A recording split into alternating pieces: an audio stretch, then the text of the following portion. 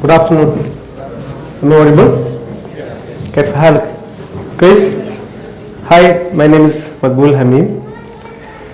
So today I'm so excited to see you all here. So let me just start with a short story of mine. So after completing my graduation, my engineering, immediately I got a job. And I was really excited because when you're getting a fixed income, you get the tendency to spend it. So since then I was having a lot of ambitions, a lot of wishes, and I started spending whatever I earned. And it was going well. I was earning on the first of every month. I get something, I spend it, and after some time I realized nothing is balanced in my account. My pocket is empty. So after a long duration of 4 years, I was into debt trap. So I was thinking, oh my God, how will I pay it back? So initially I was having good CIBIL score. I was getting loans, credit card loans, everything. And during the time of COVID, I started thinking, I started learning, I started thinking how the rich becomes richer, how the poor becomes poorer. Started reading different articles. I started watching YouTube. I started listening to Clubhouse talks, and that made me realize I'm in the wrong track. So I shouldn't repeat the mistake, and there I was planning for my financial future. So the four years that I made, I was able to pay it off within the next 4 years. That means there was a dip, a long dip, and the comeback. So let me just give you the basics. So I'm not a financial advisor or some investment guide, but let me give some financial discipline advice for the beginners, not only for the beginners. So financial discipline is nothing much balancing. You get to know how much you are earning, how much you are spending. So it will help you for a long-term peace of mind, financial stability, etc. See, the importance of financial discipline is obviously financial security, reducing stress, mental stress. Then if you have some goals, personal or family goals, you can achieve it. Then obviously it is the path to financial freedom. Then obviously you can have those emergencies covered. We don't know what happens the next day. So the first thing I did in my case, how I overcome the debt was having this gap analysis. This is a simple Excel sheet. So wherein I tracked my income, wherein I tracked my expenses also. So this is a general one. So you can see there is monthly. You can note it down your income monthly wise, and you can note it down in a quarterly basis, half-yearly basis. So you should calculate how much income you are making in a month, how much income you are making in a quarter. Quarter means 3 times, then half-yearly and yearly. So you should have a clear picture of how much income you will get after 1 year. So same way your expenses, you will be having monthly family expenses or rental expenses, travel expenses, all kind of expenses. Also, you may be having some additional expenses, like for example winter is coming, so you have to buy the winter clothes. Those are not your monthly expenses, but maybe your quarterly or yearly expenses, right? So you should have a clear picture on all the expenses that you have, monthly, quarterly, half yearly and yearly. So based on that you will get the gap. So the gap is nothing but if you are having income more than expense, simply you are having a savings every year, right? You will understand that okay, in 2025 I have this much, say 10,000 in my account. 2026 I will have 11,000. So in case your expense is higher, you should understand you are in the wrong direction. That means every year you are going back to debt.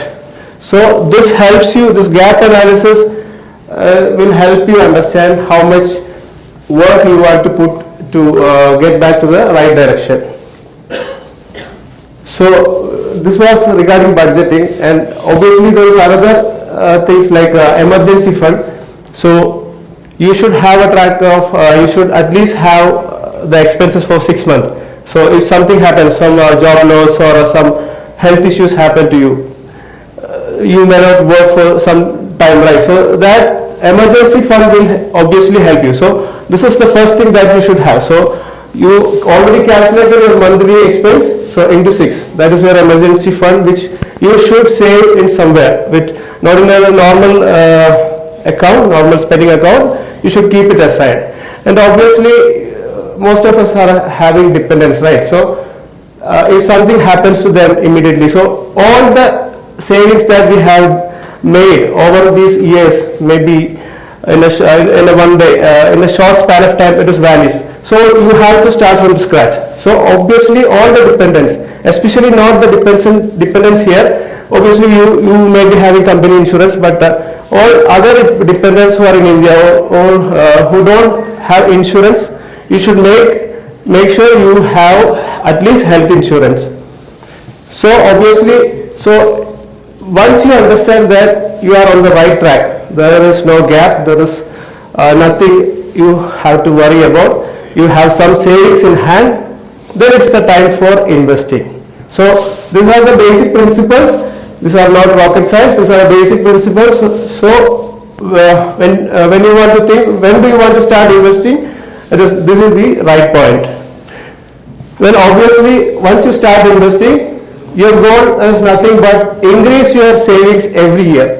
So what I have in 2025 should be increased at least 1% every year. So 2020-30, Saudi has a vision. So our vision maybe we should have this much amount ourselves, right? So you should track your yearly growth. Maybe you can track it every year.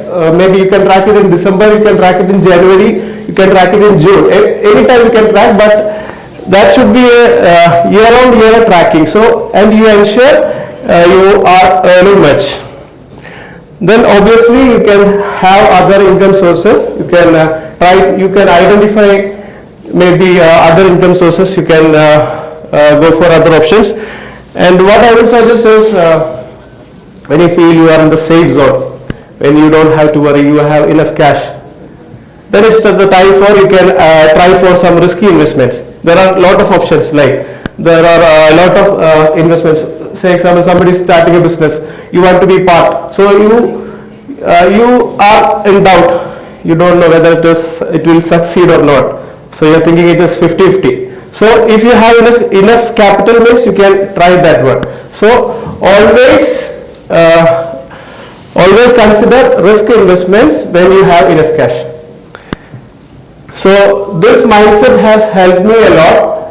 Like I said, I'm not a financial guy, but this has helped me a lot moving forward, helped me in my goals, and helped me from the debt, everything. So what I did was just tracking every real I get, every real I spent. I don't I don't overspend, or I don't pishku kanikal, but still I maintain a balance. I maintain, because it's not us, it's our family, everyone is there, everyone is dependent on our salary, right, or our income, right? So what I did was, once I saw a video that was related to delayed gratification. So if you tell me in 2000, when I completed my college, the first thing in my mind was to buy an iPhone. Obviously I was thinking about it, because iPhone is having a lot of privileges, a lot of things are there. So obviously I bought an iPhone that time. So now if you say I can buy 2 iPhone, but I'm not still So after I learned this concept of delayed gratification, so if I want to buy something, I will delay it for 1 month or 1 year. So I have other priorities, my investment goals I have. So this has helped me reduce lot of expenses, lot of unwanted expenses. So you can delay every gratification.